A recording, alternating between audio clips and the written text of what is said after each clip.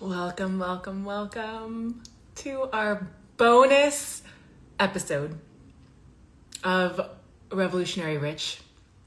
This is a very special closing to season 2 of our Revolutionary Rich series. So if you're watching live, settle in. If you're watching the replay, come on in. Today, I am honored to be bringing in a special guest who has just arrived, RACHAEL MADDOX.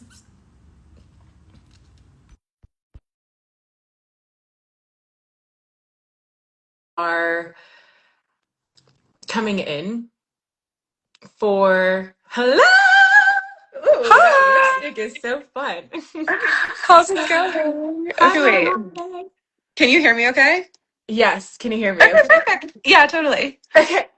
So if this is the first time that you're joining us for the Revolutionary Rich series, this is season 2. It's a segment of the Here We Grow podcast, and we've been having the juiciest, rawest, realest conversations around how to be expanding our capacities for social change that ripples out into humanity, that is in service to collective liberation, and how money gets to support that, and how our relationship to wealth gets to be a reflection of our value system, and really edging ourselves in this conversation within the context of what's going on in the world. So if you've just tuned in, welcome to the party. And you have, I think, 7 episodes that we've already done. And I'm so grateful and excited to be welcoming you in, RACHAEL, for this last episode. I can't imagine, like, I love how it worked out timing wise to have you as like the closer to the season, because you're just such a beautiful embodiment of exactly what we've been diving into in such a like uniquely powerful way. Aw. So welcome, RACHAEL. Hey, I'm so excited to be here. Thanks for having me. Do you want to just give like a little taste of who you are and what you're about for people? This is their first time maybe getting to see you, getting to know you. Yes, yeah, sure. So what's up? Welcome. Hi, I'm RACHAEL Maddox. I call myself an Oracle business witch. I work with visionary, mystical, radical, left of center business owners with online businesses who want to create world-changing wealth and have an illegal amount of fun doing it.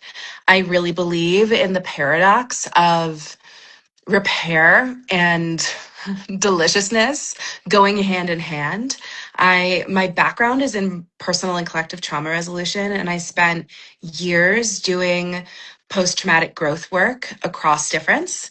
And in that, I learned a lot of the shadows of trying to make change, of saviorship, Mm. of martyrdom, of wanting to look politically perfect, and the the fallout that can happen when you don't claim, hey, I've got a vision. I'm willing to go for it. I want to make big money doing it.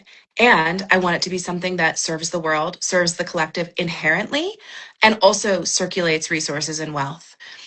My background was really oriented toward, like, my way of being was oriented toward decentralizing and flattening everything because I was afraid to claim the leader that I am because of my Mm. positionality, because of my intersections of privilege. I grew up in a really mixed environments in terms of race and class. I've always been very sensitive to inequities and injustices, and I've had the hardest time, like, over the years, just claiming, like, it is okay to be wealthy. It is okay to not only be wealthy, but have a lot of fucking fun making great money. And Yes. I can do that in a way that's in alignment with my values. Actually, the more I have, the more I give, and the more I, like, cultivate this ecosystem of wealth, the more I can also be doing that in my entire community. So I've learned a ton, and that's a little bit of the context on me, in the context of the conversation we're here to have. Mm. Thanks for dropping us into all of this juiciness already. Yes, Yeah, yes. let's just go right in. Let's Why just not? go right in. This is what Karina, we're here for. hello. Nice to see you live. If you're watching live and you have things that come up for you, anything that feels exciting or that sparks your interest or desire, you're welcome to drop that in and maybe we'll speak into it. There's a few things that came through for me because I know that so much of our work is like so synergistic.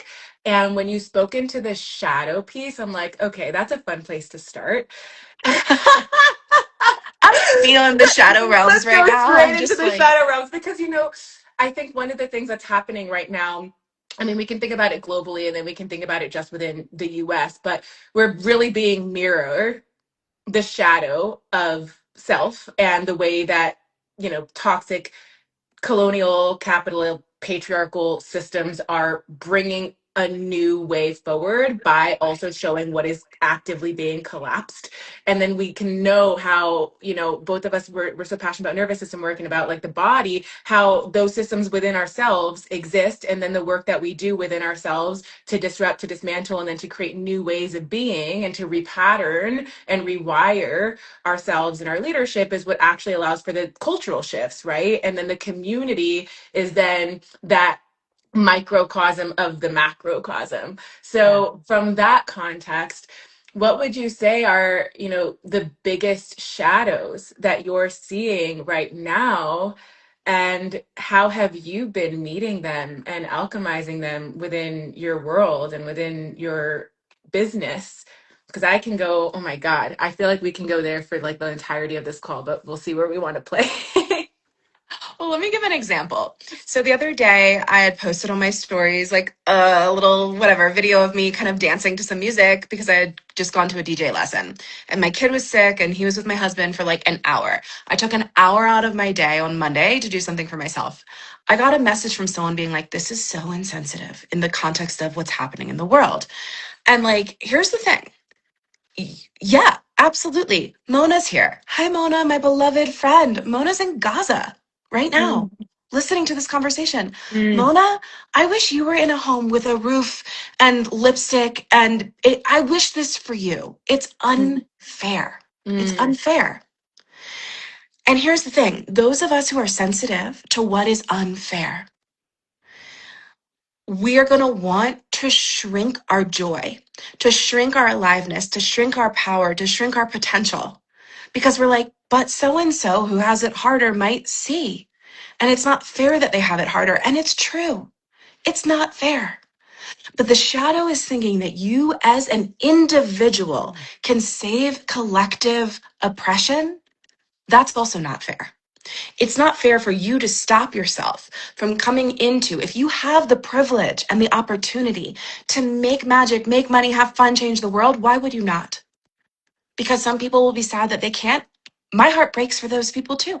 My heart breaks for you, Mona. I love you. You know, my heart breaks for her. She doesn't deserve this. But me shrinking my joy, my aliveness, my potential, what I can do from a joyful place, because I don't want to feel the unfairness. I don't want to feel that intimate with the unfairness. But then I'm going to mask it and I'm going to say, well, I'm mm, not going to do that because that wouldn't be fair. Fair to who? It's actually not fair to any of us for you to pretend like you can't actually do something, for you to pretend like you're powerless when you actually have so much privilege and power. How about use it? How about claim it? How about circulate with it? How about redistribute? How about pay reparations? How about that? It's not fair for you to be small because you're afraid other people will feel small in your presence. That's silly. So the illusion that individuals can solve collective oppression, and then the pressure you put on yourself, the pressure I put on myself, the pressure we put on ourselves to be politically perfect and to not offend or hurt or make anyone feel bad, we have to get used to the reality, which is the world is not fair. I mm, wish it was different, but it's not. So what can I do? What can I do? Right? So that's the first piece I would bring up. mhm, mhm. And I really appreciate what you're naming here in respect to the duality of holding the both and, which is a capacity piece, the both and that I feel so many leaders are becoming more equipped with during these times, those who lean into that discomfort of the both and, if something can be so wrong and heartbreaking and devastating and unfair, and I can still be in joy, I can still have fun, I can still experience pleasure, I can still be connected to my body. And then when we bring in this layer around money, it adds, even more nuance to Yeah. the conversation, because then it's like, oh, I know that I've experienced this, and I feel like you have too, based off of the conversations that we have had, where it's like, who am I to be or to have even more when there are those who have way less? And then I've asked myself this question, and I'm curious to hear from you. And maybe for those of you that are listening, you've experienced this yourself too, where it's like, well, who am I not to? Like, if there's this definition, not to say that it makes anyone right or wrong, and I'm not going into like the hierarchies of it all, but it's like, if I know that the mission that's on my heart, the mission that's on your heart, like who you came here to be, how you came here to serve, is so big, that why shouldn't I be even more resourced in that? Like, why shouldn't I allow money to support me even more in that? And there was a piece that oh, go for it. No, you go. Okay. There was a piece that you said in the beginning around wealth, around like wealth stewardship in bigger ways. And so I think that for so many of us, myself included, when there's like a new edge that we're like leaning into, like, oh, like, can I have this much? Can I receive this much? Can I let this much flow through? Can I like be at this new level of holding power, privilege, access, resources that was not available before? To whether it's your lineage, whether it's your, socioeconomic background. For me, it's both. And then getting to step into that and getting to own that, there's like a whole new like initiation. And I know we're really witchy, so there's also like the spiritual aspects of that as well, but there's the initiation of like, okay, also Yes. the letting go of the old identity and the old embodiment and the old system and the way that it was wired, that felt like that wasn't possible. Yeah, Yeah. 100%. And what I find helps make this easier is depersonalizing it. Mm, Because while it is incredibly personal that you could be a woman in your lineage who earns however much and does whatever you do with it, or that I could be a woman in my lineage in the context of the women in my lineage, right? While it is incredibly personal, when we make it super personal, then you're always measuring yourself. You're always saying, am I good enough? Am I proof enough? Am I an imposter? Am I this? Am I that? When you make it about the mission, when you make it about the vision, when you mhm, make it about your community, when you make it about your people, when you depersonalize it and you get excited about what your fucking soul's on earth to do, your soul's not on earth just to like evolve as an individual. And no, it's you've got a mission. There's something that you're here for. And you just have to get out of your own way. Because when we're constantly measuring, did I do enough? Am I enough? Can I hold this much? Etc. It messes everything up. You get into a state of like actual like self-criticism, really, self-judgment. You're constantly just weighing yourself against who you could be. But when you're like, okay, here's my goal, I'm going to get excited about it. Like, for example, with me, I finally landed this phrase that I really want to lean into more, which is the coven economy. And I'm like, what if by the end of this year, 2026, my community, my professional community, the business witchery community could circulate $500,000 as a community? What if next year we could circulate 1 million? Suddenly, this has nothing to do with me. You know what I mean? Like, I'm just that bitch who was brave enough to be like, you feel that vision? It's our vision, isn't it? We all hold it together. Let's go. That's it. I'm just playing my role in the visionary movement that we're bringing to life together. But if I'm like, am I good enough? Am I enough? Am I allowed? Can I hold this? If I make it about me and all of that, it just complicates it. But if you just get out of your own way and you're like, oh, let's make this about us and where we're going together, and you dare to hold the really big dream that you know your people are holding with you, it's just easier.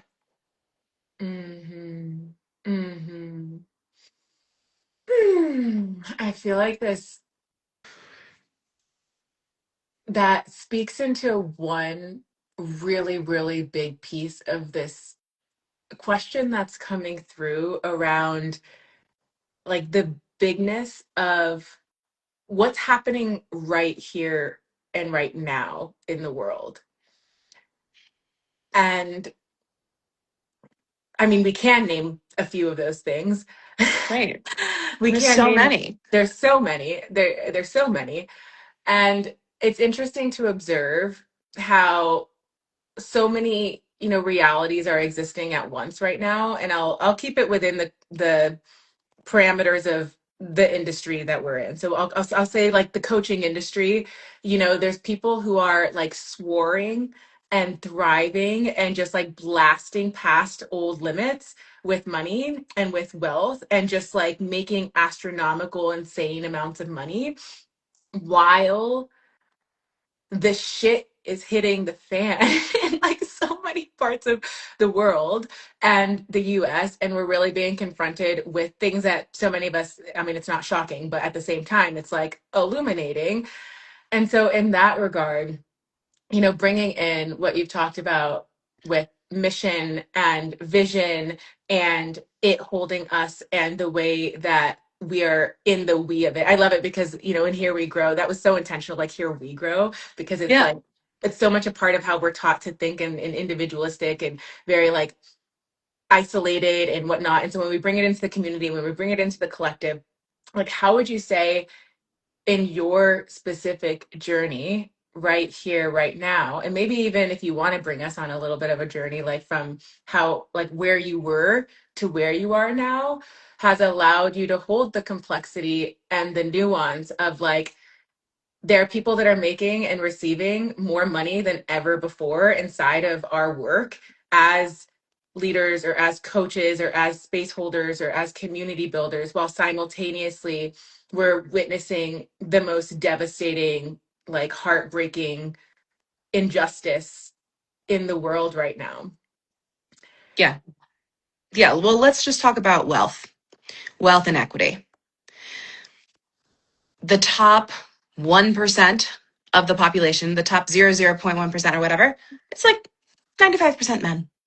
Women weren't legally allowed to own businesses until the 1980s. We're talking 40 years of women being able to say, I will make wealth in my community. Studies from the UN shows that when women have money, their communities thrive. There's better education, there's less homelessness, there's less hunger, there's more, there's lower crime. So great. I'm glad the coaching industry that's mostly run by women is making more money. I don't inherently believe all women are going to do, you know, collectivist things with money, especially white women who are indoctrinated under the spells of capitalism and patriarchy and all the things, colonialism.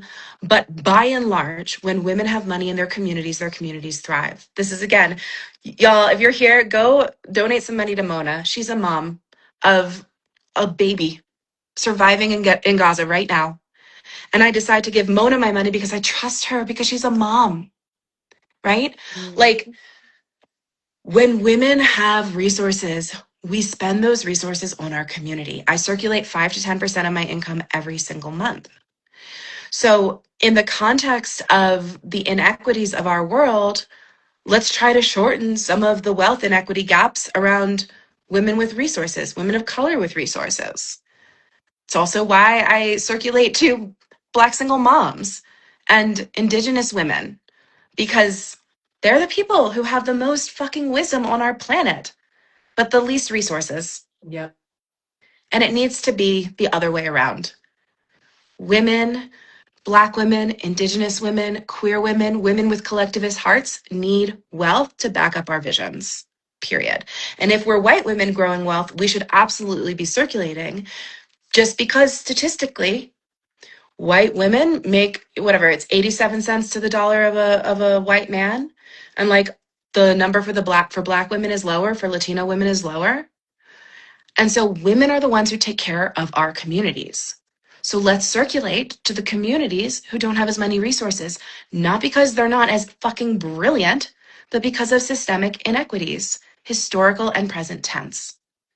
So to me, I'm just like, it's a no-brainer. People can judge me. People on the left can judge me. And I get judged. I get called out. I get reddited. I get all this stuff. And I'm like, that's fine. That's fine. These people just can't hold complexity yet. It's okay. Mhm. It's all good. I need to keep going. I need to not abort mission because some Mhm. people don't get it. Some loud people on the left don't get it. That's fine. When they put up a GoFundMe, I'm going to donate to it. You know Mm, what I mean? So, mm, like, I don't need everyone's approval. And that's another shadow. Another mm, huge shadow, especially of women in business, because we're so belonging oriented, because we are so relational, we want everyone's approval. And that is keeping us from doing our work. The more powerful you are, the more embodied in your power, then the more unapologetic you get about it, the more people are going to talk about you, the more heads you're going to turn. And some of those heads are going to love what you're doing and they're going to get on board and thank God you didn't back down because now they can come into the room you created. And some people are going to like not like what you're saying and have something to say about it. mhm, mhm, Let them talk. I say this all the time inside of Launch Bestie. I'm like, if I listened to the people that criticized me, this room wouldn't exist. And yes. how much transformation is happening in this room? Do we trust each other to do good with our money? You know, and a lot of people who come into business programs, you know, they're making 30 grand a year and they're trying to get to making 250 grand so they can like buy a house, have a retirement. Like it's not easy to survive in America. You need money. Mm-hmm. 100 grand ain't enough. I'm Mm-hmm. sorry. It's just not. So Mm, mm. I got things to say. We got some shit to say today. Yeah, always. I'm like, there's a very particular kind of person that might be hearing this what's coming through for me right now in this question, because I mean, some of the people in my community are those that hold a lot of privilege and hold a lot of wealth and are learning how to navigate it in a better way. And so when you're speaking into like complexity, I would love to just drop into that just a little bit, because this has been, you know, one of the things that I feel personally, and I'm curious your personal experience of this too, is like it came more innately to me because of my identities, like because I'm Black, because I'm Mexican, because I'm queer, because I'm non-binary, because I've been in all different kinds of environments with all different types of classes. Like I've been able to hold complexity, I'd say maybe more naturally than others. And for some people, it's a skill that it requires development. And all of us have our own stages and phases of growing in our ability to hold complexity. And when you brought that specific point of like, some people just aren't able to hold complexity, for like the people who maybe do, but want to hold it better or deeper, what would you say to those who are like in the place where it's like, yeah, like I know I have power, I know I have privilege, and I'm ready to hold more complexity here and to lean into the discomfort of having these kinds of conversations and being a part of this work in a way that's really meaningful? Yeah. And maybe it is an edge, maybe there is discomfort, you know, you are a white woman and you also are a very like beautifully embodied ally. And I'm curious, maybe if you've had experience with people who resonate with that in your community as well, where they're like, I want to hold more complexity, but I'm like, I feel really challenged by that. Because there's some people, you know, that have taken all of the classes or done all of the trainings or read all the books, and there's some people who haven't at all. And so of course there's different, you know, stages of the journey of like learning about how to be in relationship with money and relationship with wealth in a way that is more collectively oriented. Yeah. And for many people, until they are presented with that opportunity to really check their privilege and see the bigger payoff of it, you know, on a soul level, on a spiritual level, there's like different ways that we unconsciously protect ourselves, or that we like don't want to really like even, I'll call it stir up the pot for some. But then there's, you know, as you're saying yourself, that you're having these experiences, which I know that so many of us have had, where it's like, there's the rejection, there's the judgment, there's the misunderstanding. Like there's all of the things that kind of come with the projections of holding the complexity and Yeah. accepting that it's not going to be accepted by everyone. Yeah. The thing that I find helps get out of binary thinking and get into complexity is just really anchoring what your values are. And a lot of us who are white or who have more intersecting identities of privilege, we're confused about our values Mm, because we've been taught to have values we don't believe in. And we think those values will keep us safe because those are the values of our systems. competition, self-extraction, extraction of others, manipulation, whatever those values are. Mm-hmm. Hustle. I mean, I'm a hustler. I won't pretend I'm not a hustler. You know what I mean? But it's like, is it my value? Yeah, sometimes it's my value to hustle sometimes. And then it's also like to rest, like, but my point is, let me talk about the difference between approval and belonging, because this is going to really, I think, help for people. Approval is external. Here are the boxes that you have to be able to check off to maintain approval in a certain groupthink, in a cult of a certain groupthink, right? And this can be a real trap for anyone, for any group. There are like approval boxes you have to check. Okay. So it's like, let's just talk about the cult of leftism, right? It's like, you have to, or the cult of political perfectionism as a white liberal on the left. Okay. There's boxes that have to get checked. And if you don't do all of these things perfectly, you're bad, you're wrong, and you get kicked out of the club of approval. This is how approval works. There's in-group, out-group. You have to be perfect. There's policing, right? There's canceling. That's all in the realms of approval. Then there's belonging. And belonging is rooted around resonant value. Mm-hmm. So you can still be, like I am, a leftist white woman on, whatever. And my values, though, are not this checklist of approval things so I don't get kicked out. My values are things like pluralism. Like there can be many paths to one, like to an end result. I have the value of abolition, where we like heal and get free together, transformative justice, truth, transparency, like these, compassion, mercy, forgiveness. These are some of my values, right? And so if I orient toward my values, that's a self-orientation. Am I in alignment with my values? Am I resonating with other people who share these values? It's not about, do I fit into this group, this cult of approval? When you're doing that, you're hustling for like acceptance. You're hustling to stay in the group. When you orient to your values, you're resonating and finding other resonant people. And this is where complexity lives, because you and I can value something the same, but have a different nuanced opinion on it. But because of our shared value, we can withstand difference. Mm-hmm. Mm-hmm. Complexity is about being able to be with difference. And we can't do that when we're so afraid of getting kicked out of the group. Mm-hmm. And this is why one of my values is complexity. Let me not go into this sort of cult-like, group-like, all or nothing binary way of relating to people. Let me try to notice, is this enough value resonance to hang? Or is it just not a value fit and I'm going to peace out? Right? So then when it comes to having privilege or having power and being I want to figure out how to come into more right relationship with my resources. Some of us with privilege and power are crippled by guilt and shame. Right? And we're trying to do everything right. Political perfectionism. I'm more in that camp.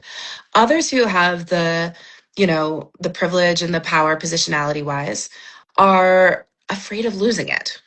Mm-hmm.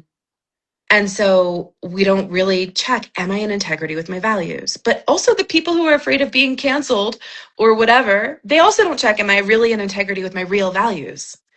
So both instances, you're trying to not lose approval from a certain group. In the privileged one over here, you're trying to not lose approval from the structures or the systems of whiteness or patriarchy or capitalism or whatever. And over here, you're trying to not lose approval from the leftists. Both things are a total fucking trap. And they don't create right relationship. They create martyrdom or they create hoarding. And neither thing is what we want. We don't want martyrdom in the movement. We don't want, self-extraction and guilty, shame-based relationships. Ew, that's weird. Saviorship? No, I'm not here to save anyone. I'm just here to be in right relationship and do the right fucking thing. We also don't want hoarding. You're okay, baby girl. You got a trust fund. You know what I mean? What do you need to see? Where is this fear really coming from? What do you need to unravel from? What do you need to let go of so that you're okay? You're going to be safe. Even if you don't keep growing and extracting and growing and you're okay. right? So sufficiency might actually be a value, or abundance that isn't hoarding, or abundance that circulates with overflow. The point is, you got to figure out what your values are. And then you've got to really check, are there places where I'm ascribing to these like checklists of approval instead of really honoring my values? And that's where the unlearning happens, no matter where you are on the spectrum of positionality and privilege. Mm-hmm. Mm-hmm. And these are things that are, I want to name this because I think it's really important for this to land, that these are things that are happening so unconsciously until we actually bring conscious awareness to them. Yeah. And in them being unconscious, we're constantly needing, and you spoke into this a bit in a really beautiful way, like we're constantly needing to be unlearning, right? Unlearning the systems that we were born into, that we were indoctrinated within, that we were conditioned within, that we see as normal. Right. And then to bring the level of presence to then question and check and like actually do that work.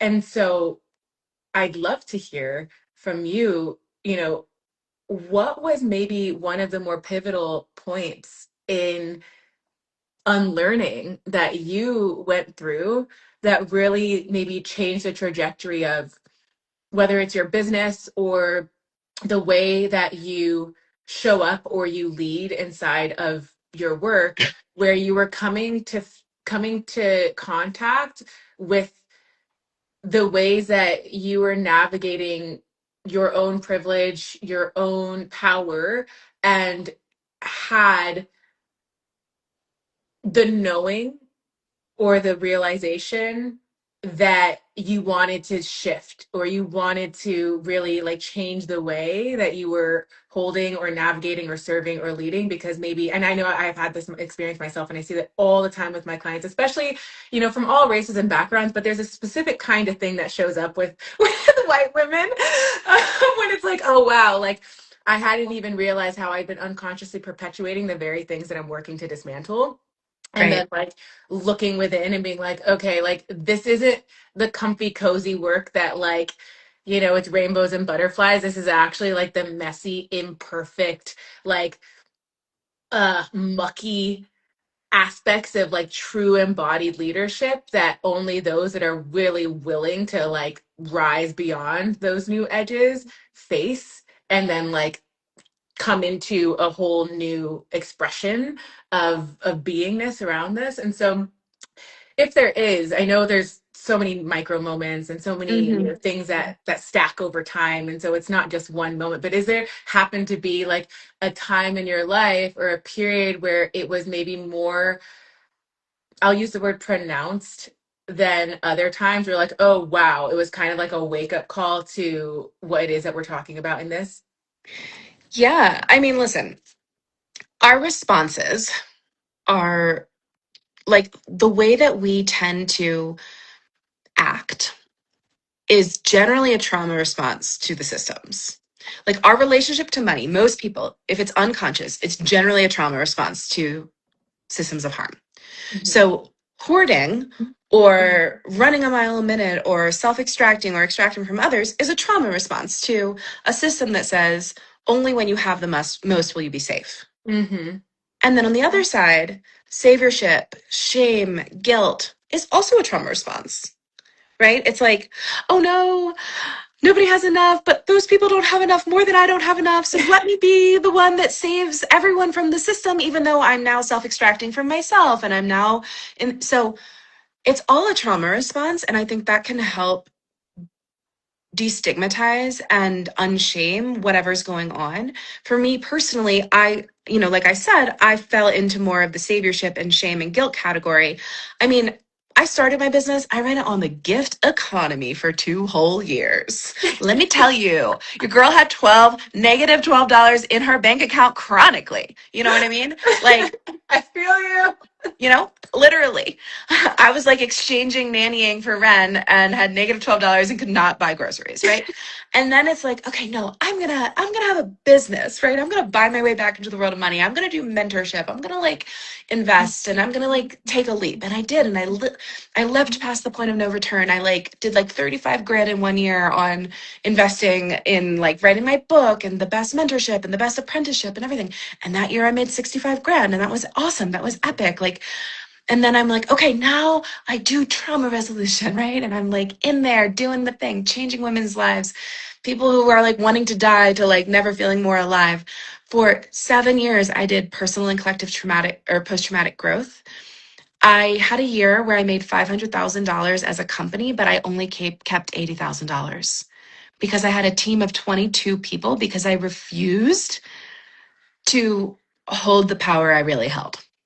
I didn't want to be Mm. seen as having more, as being the leader, as I was so afraid to just claim, bitch, this is your role. Just shine. Just shine and then circulate.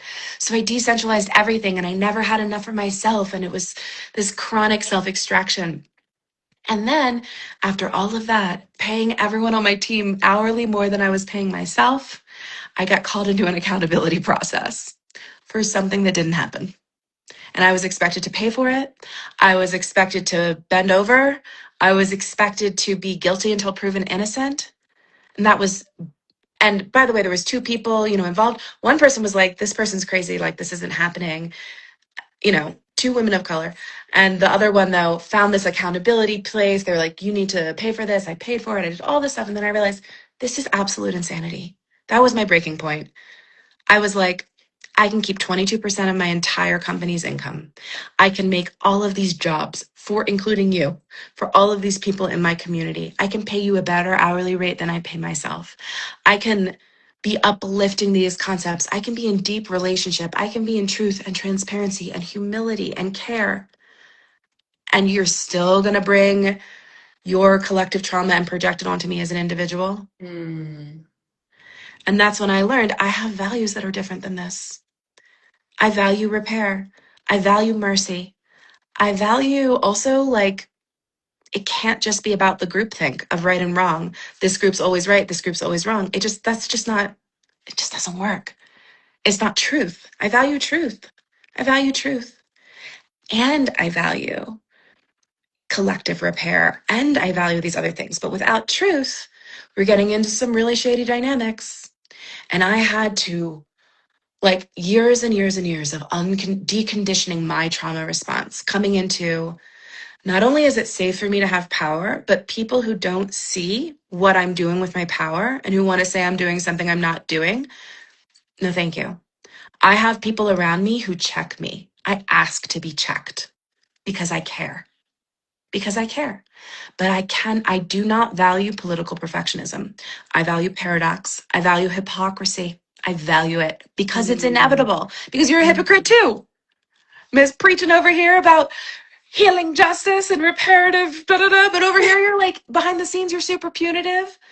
Like, Mm. no, okay, you're also a hypocrite. Love you. You're also a hypocrite.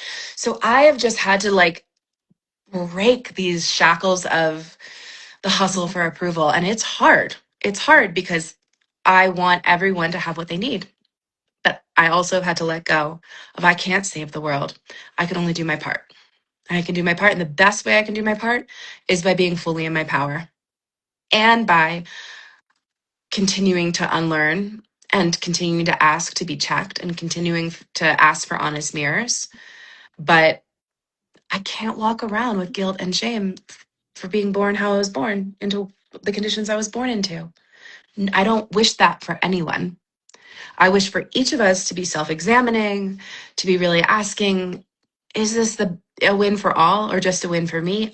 I want that.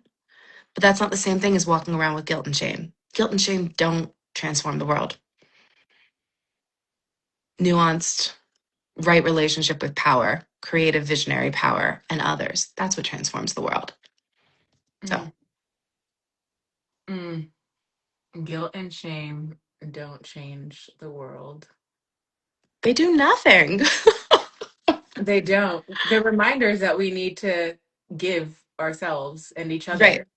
Yeah, and this piece is, I think it's so important and can often get overlooked of like I wrote a post about this quite a while ago and it's coming to my mind right now where I'm like, I am a walking contradiction and so are you. Like we all are. Like we're all walking contradictions.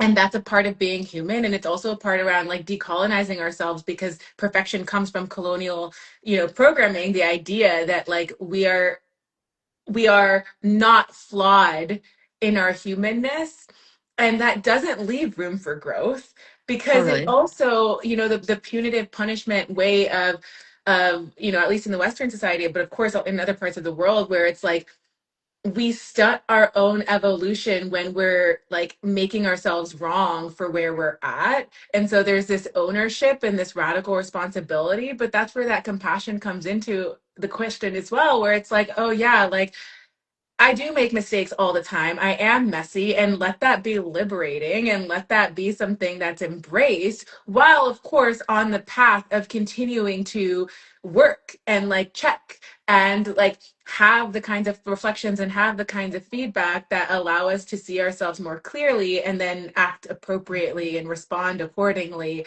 And so when it comes to that, I actually, I've been thinking about this a lot in my own different ways of like, the biggest blind spots that are happening in, again, I'm going to keep this centered on this industry, so like within coaching, what would you say as someone, I hold all different kinds of privilege in my life, and I also hold all different forms of ways that society has been oppressive towards my identities. And so I know that you have had your own unique experience in your body and your life. And so for people that are, listening in here live, or for those that are watching the replay, what would you say are the biggest blind spots that you witnessed inside of this industry when it comes to people who are holding different intersections of power and privilege and are desiring to expand into their next capacity of wealth stewardship, Hmm.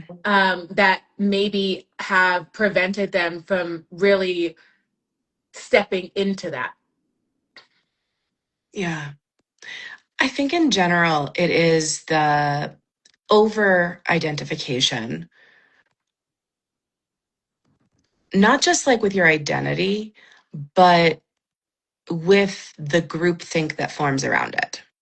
Mm, I know I've already been talking about it, but like this is really hard for everyone. And I work with people across the spectrum from different backgrounds.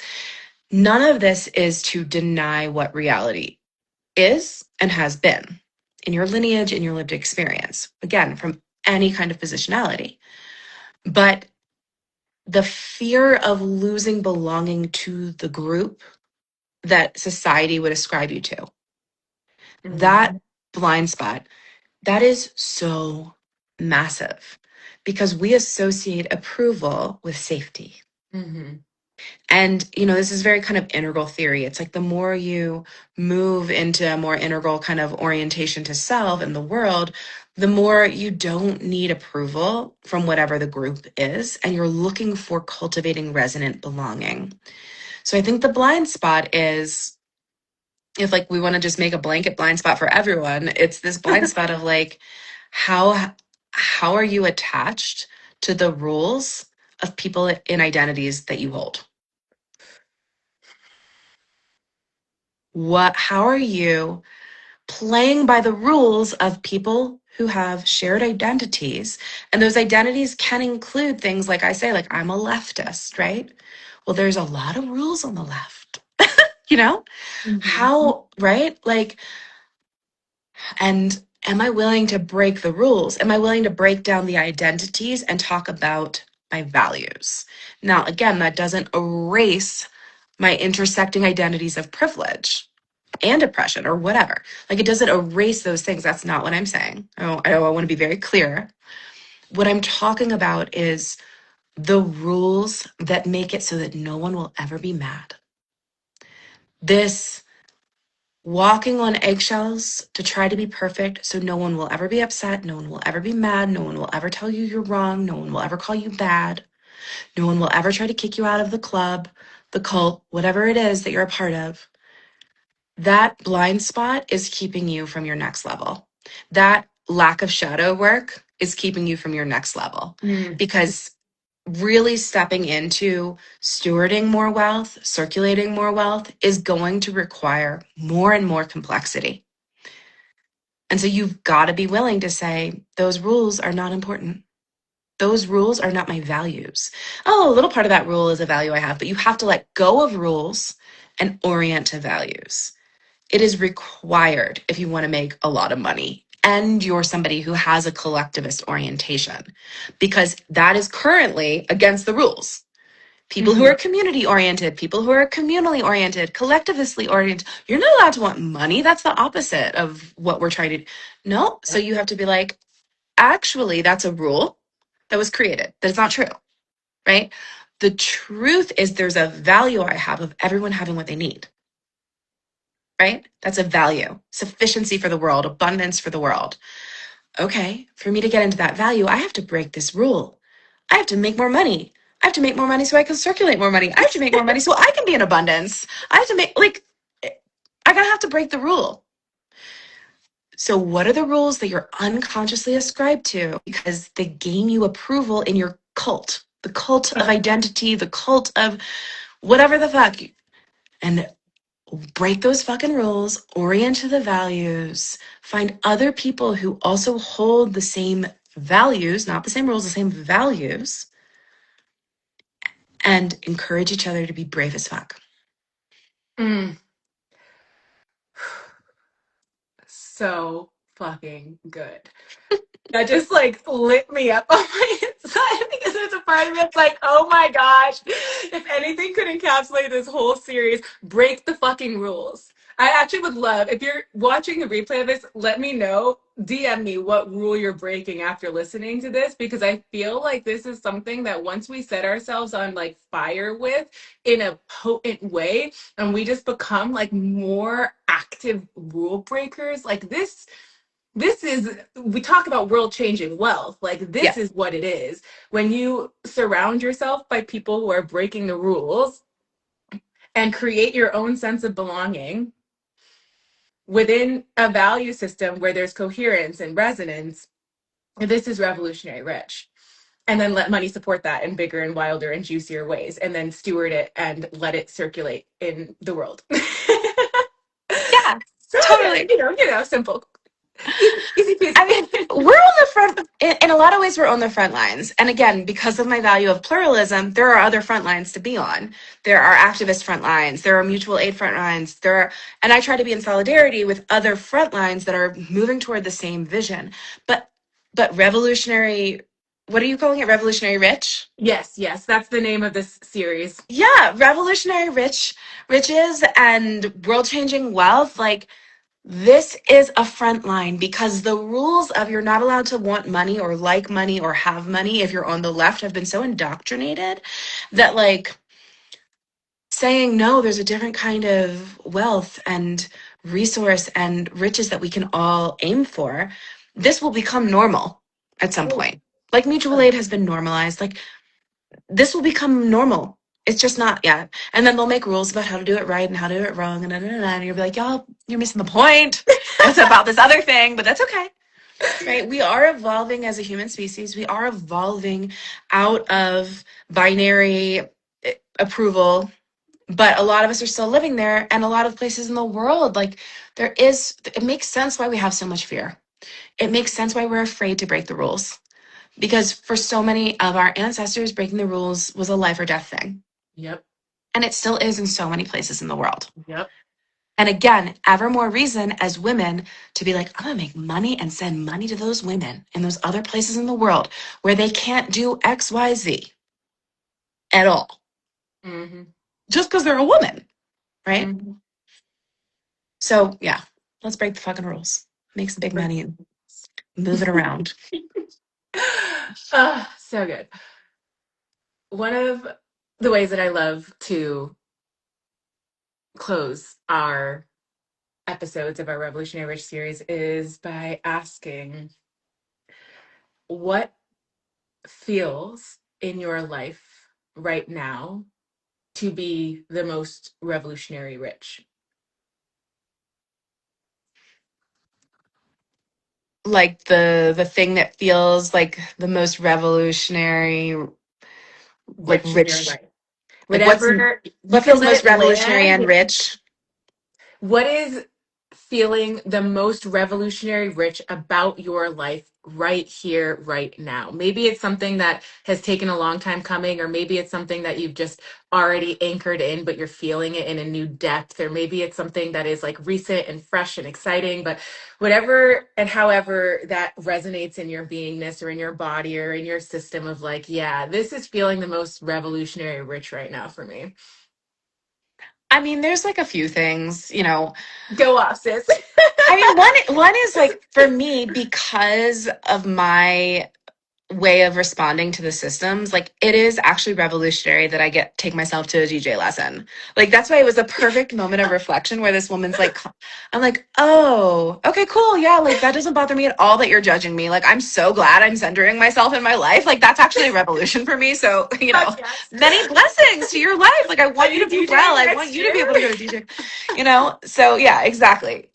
So that part's just feeling so fun. And then being able to circulate.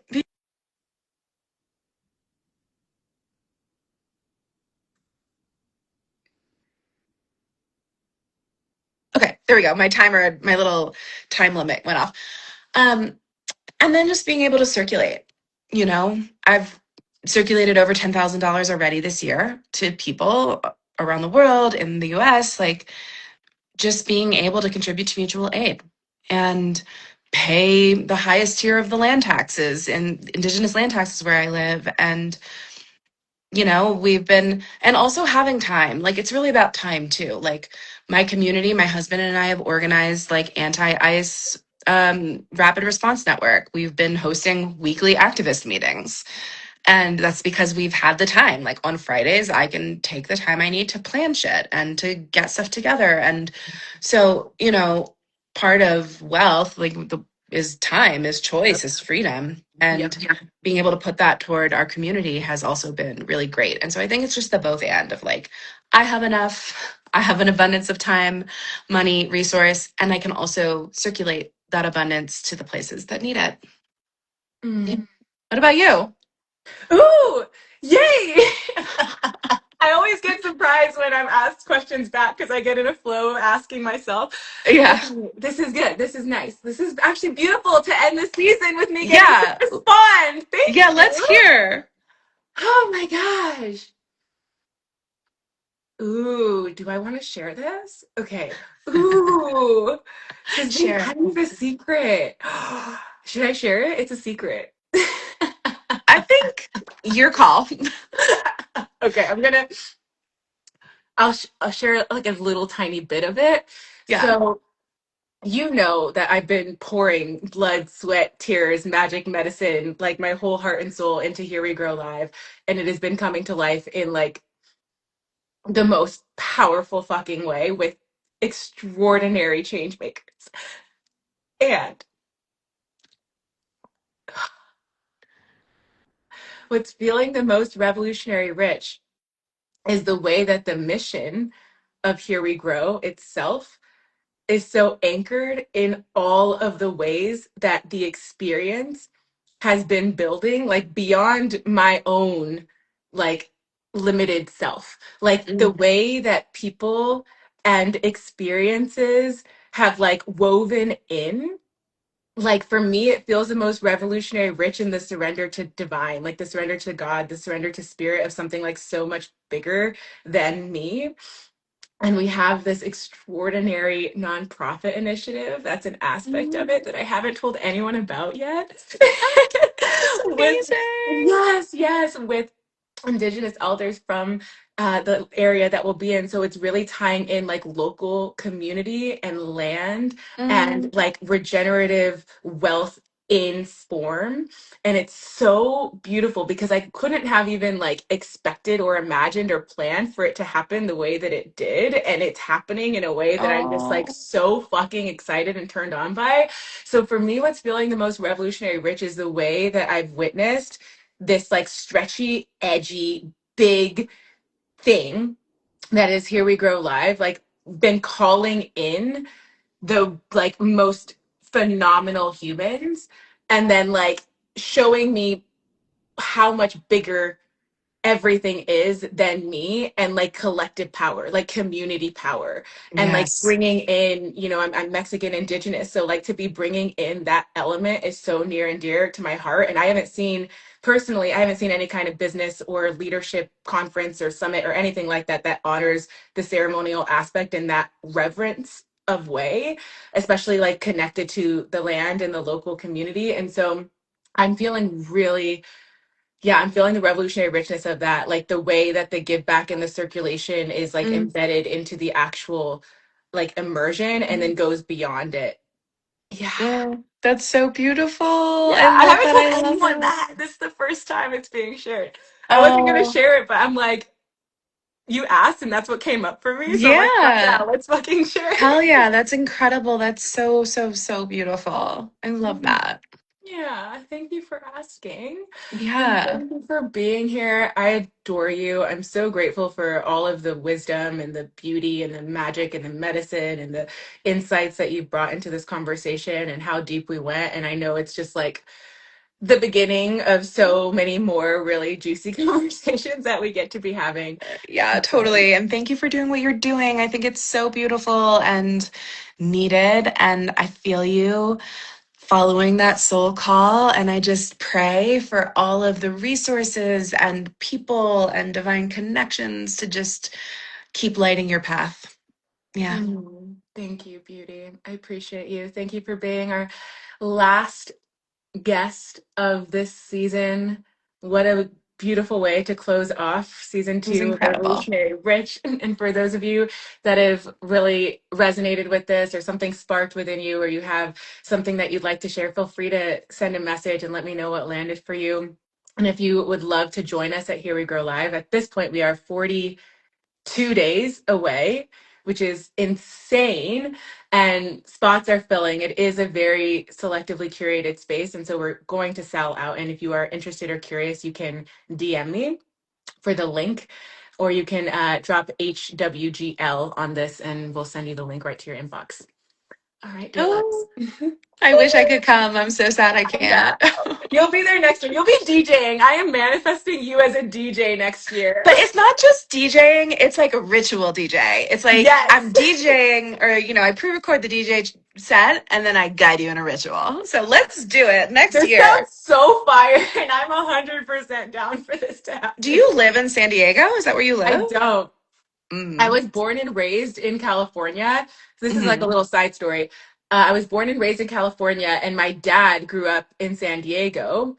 And I grew up in the Bay Area, and then I moved in Southern California. So when I was tuning into all of the places that I wanted to host, I'm like, I feel like it needs to be in my home state. And there's like this connection that I have there. And then there's a Hmm. really phenomenal community that I'm connected with there as well. So it feels like the perfect place. I'm like, if I would want to go anywhere in the country, it would probably be Southern California, like Oh, for yeah. many I lived in reasons. San Diego for 7 years. It's the best. So, That's yeah, cool. I love that. Amazing. Okay, Yeah. well, it's been so great to be with It's you. so good. Thank you, love. All right. Yeah. Have a beautiful rest of your day. You too. Bye. Bye.